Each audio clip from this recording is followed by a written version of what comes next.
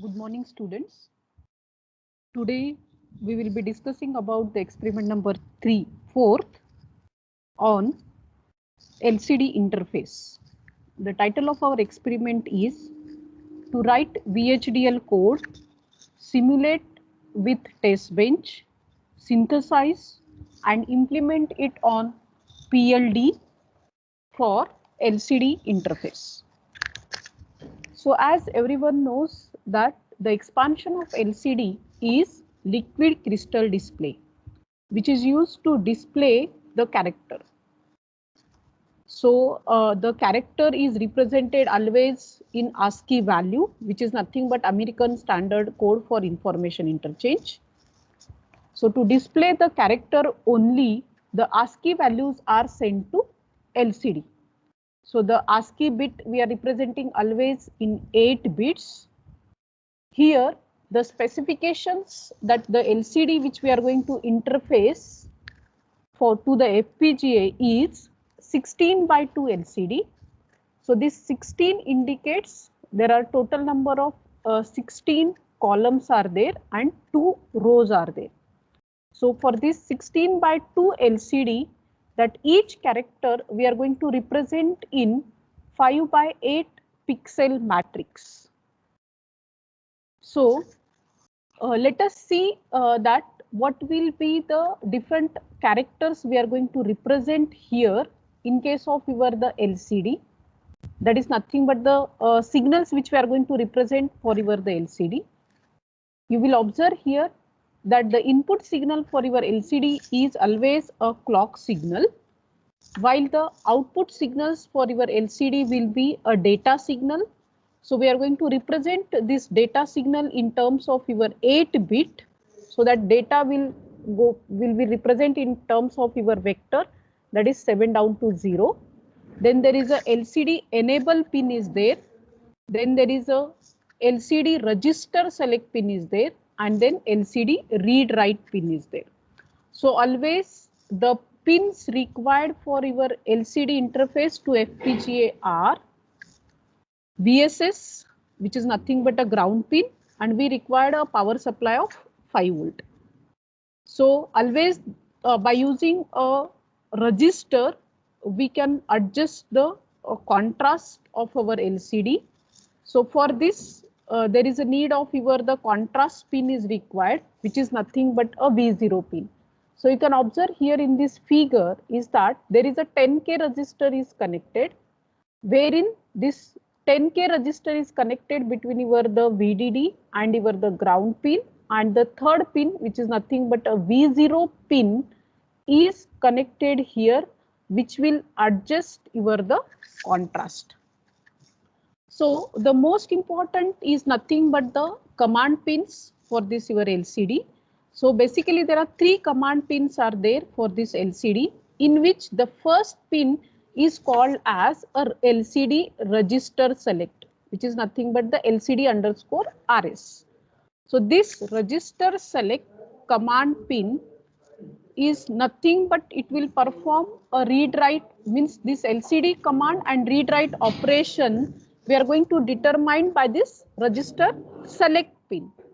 So the LCD contains always there are 2 registers are there in a LCD. One is your command register, another one is your data register. So whenever we are going to perform a command write operation on the LCD, it will perform, means it will use the data register. So as there are 2 registers, one is your data register and command register.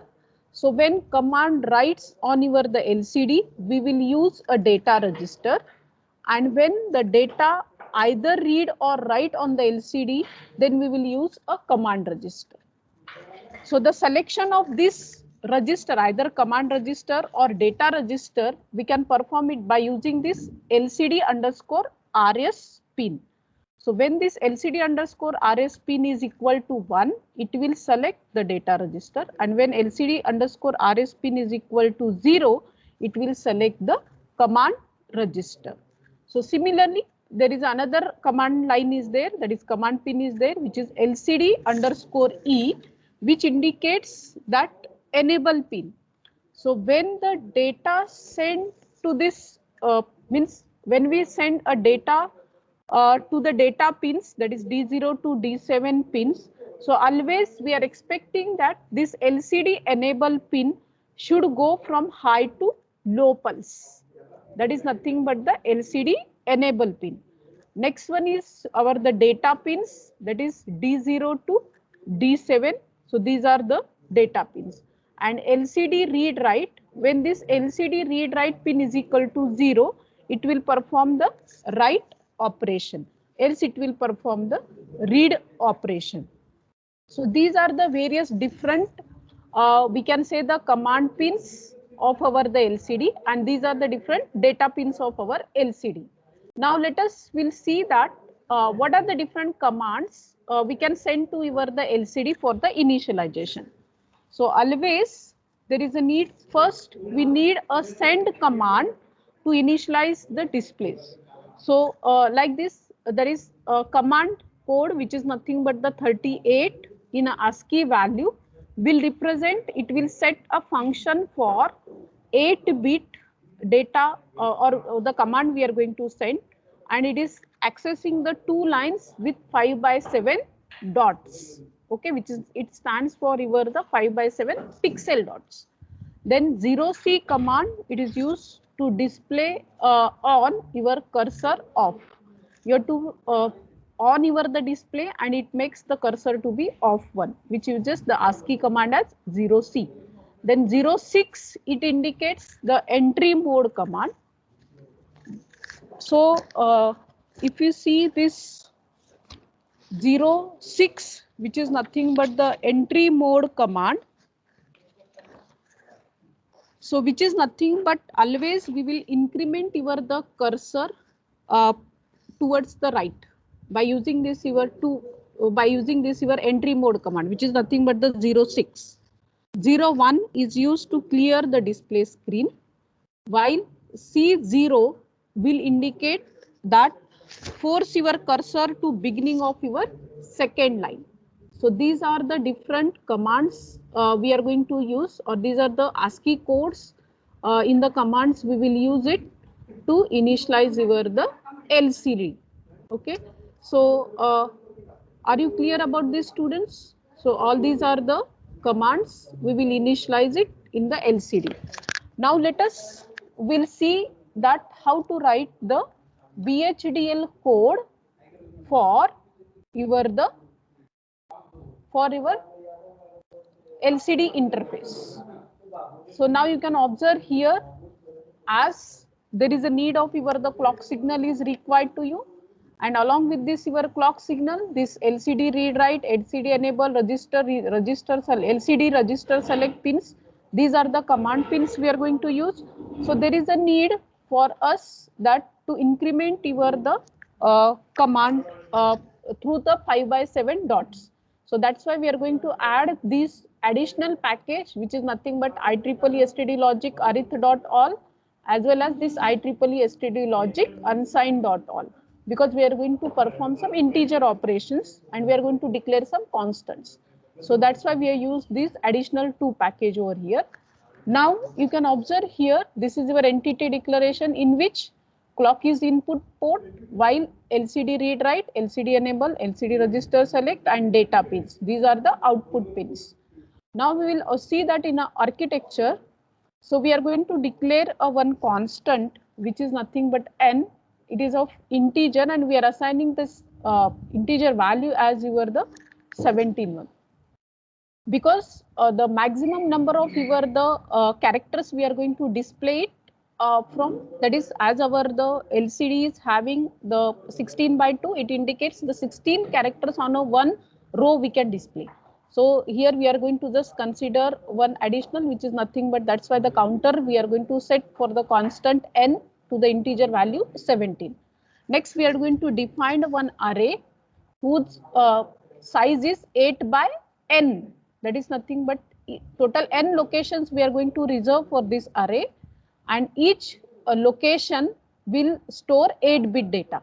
So like this we have created an array of size 8/n.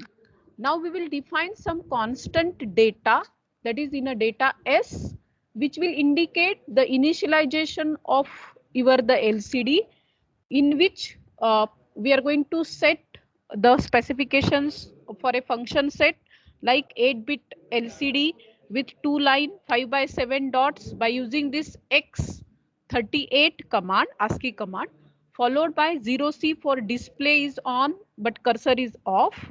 Then there is a entry mode, that is for 06. Then there is a clear display.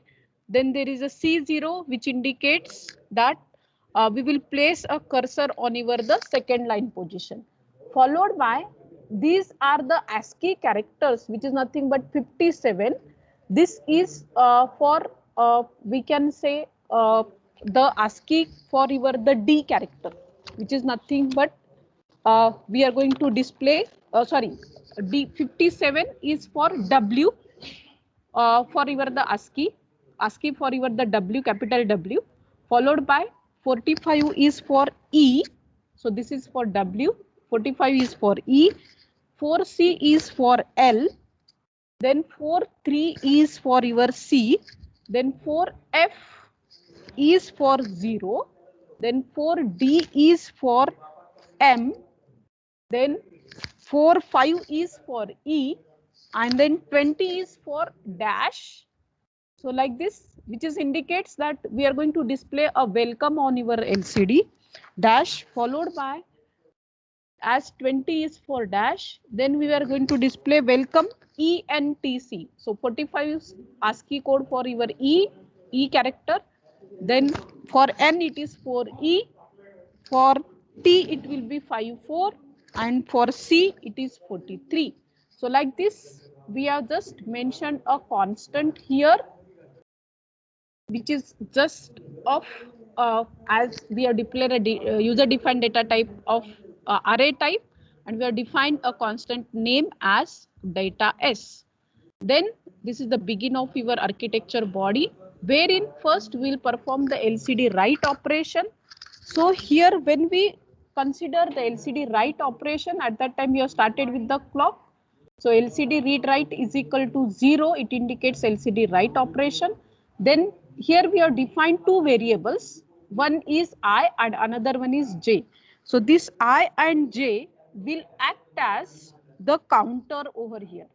Okay, so this I counter is used to divide the clock, while the J counter is used to get the array elements, from this constant data S. So initially we have kept this array I initialized with 0 to divide the clock, and for J counter we have initialized it with 1. So in this way we have defined two counters I and J.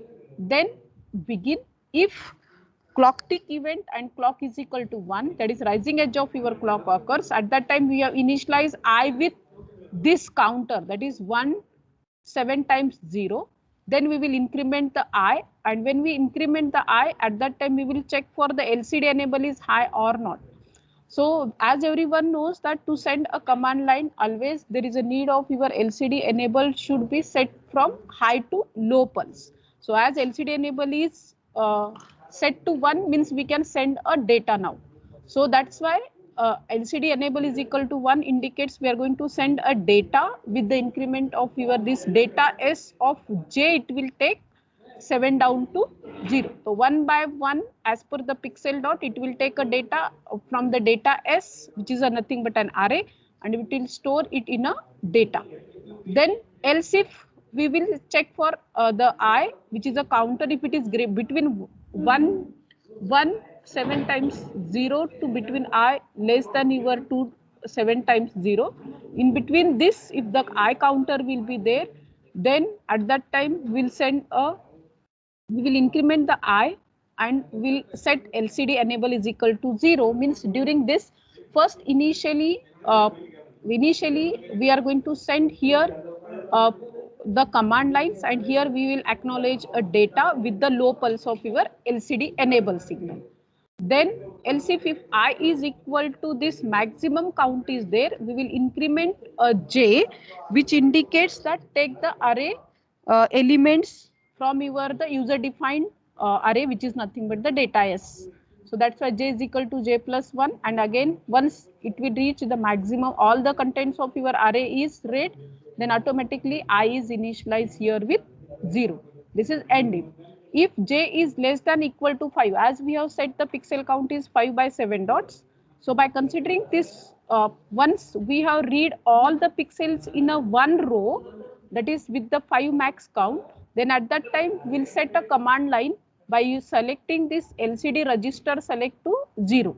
So it will fetch all the commands for the initialization of LCD and sending of your data followed by in sequence.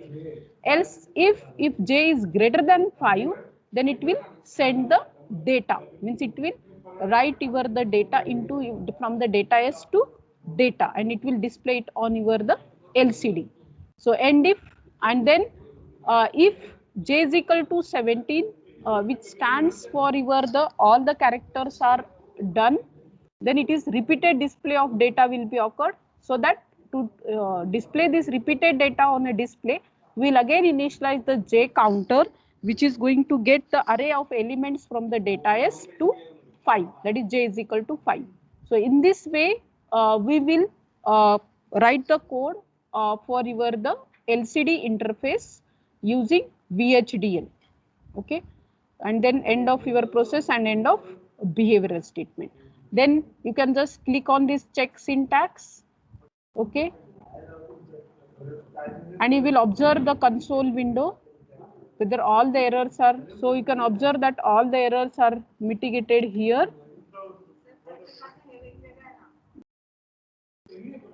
Okay, so check syntax, it will show you that the console window that process check syntax completed successfully. Now we will write the test bench code for this LCD interface. So you have to right click, say new source.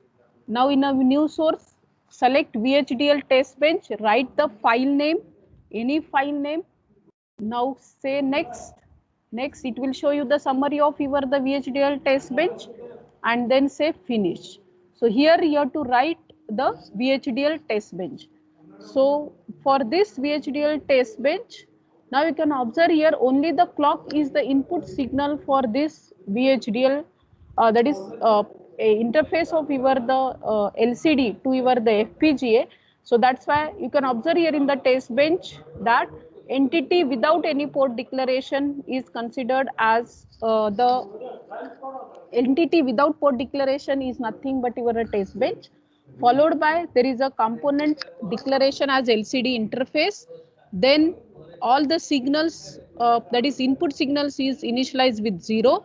All the output signals are as it is declared here, followed by, you can observe here, this is a component instantiation statement where the same input port is mapped with the same input port, that is clock with clock, and output port with your output ports. Followed by, there is a clock process in which you have to write here wait for some clock period by 2, which is mentioned here. I will replace it by 10 nanosecond, and again wait for your 10 nanosecond when the clock is equal to 1. Then afterwards, within a stimulus process, there is no need to write anything, because only the clock signal it will take, and automatically whatever will be the constant we have set in an array, it will take a data from that over the constant memory element as an array. Okay, now I will just save my project, and I will just say simulate this behavioral model. Okay, so you will observe the simulation here, in which you can observe here when clock is equal to 1, LCD read write is equal to 0, which indicates the write operation, and LCD enable is equal to 1, and register select is equal to 0. Then at that time you will observe the data on your the output port, which is mentioned here. Okay, so based on your the number of clock pulses, it will count it, and accordingly it will give you the data out. Okay, irrespective binary value, it will display here in a data out. So like this, you have to simulate your the test bench for LCD interface. Okay, then let us, we will synthesize our code. To synthesize your code, you just double click on this synthesize XST, and you can view your the RTL schematic. So this is your the RTL schematic, wherein you can observe there is a clock signal, and the outputs are nothing but data, LCD, enable LCD register select and LCD read write signal. Followed by, you can observe here in the once you double click on this your top module, you can observe that the RTL schematic consists of only the mux and the gates. Then your the technology schematic. So this is the top module of your the technology schematic. And when we see inside to this top module, you can observe the lookup table with your the standard mux are available here in the technology schematic. Now, what is important here is nothing but next step after synthesize. Once you know the RTL schematic and technology schematic, next step is you have to write the user constraint file, which is nothing but the implementation constraint file. So in a design window, you just right click on your project name, say new source, and just click on in here the implementation constraint file. You can give any name to your the implementation constraint file, and you can write the input output pin mapping for your the LCD interface. So here is the we can see the user constraint file. This is the standard syntax to write the user constraint file, wherein the command is net name. As everyone knows that there are 8 output data lines are there. So net name is data 0, data 1, data 2, data 3, data 4, data 5, data 6 and data 7. So like this, all the pins we have mapped with the XC3S400 as per the data sheet of your the FPGA, which is having 208 number of your pins. Okay, and then followed by this LCD enable pin number. LCD enable is standard, which is pin number 34. LCD register select pin is pin number 36. LCD read write is pin number 35. So in this way, you have to write the user constraint file with the standard syntax as net is the keyword, net name is your port name, LOC equal to P and then pin number. So in this way, we have to do the input output pin mapping in case of your the user constraint file. Now, then afterwards, you just click on implement design. So it will perform translate, map, place, route, all these operations. So once implementation is done, so it will perform the mapping of your the netlist with the internal constraint of your the FPGA. Okay. So in this way we have performed the implement design. Now last step is nothing but generate a bit programming file, which is nothing but generate a programming file.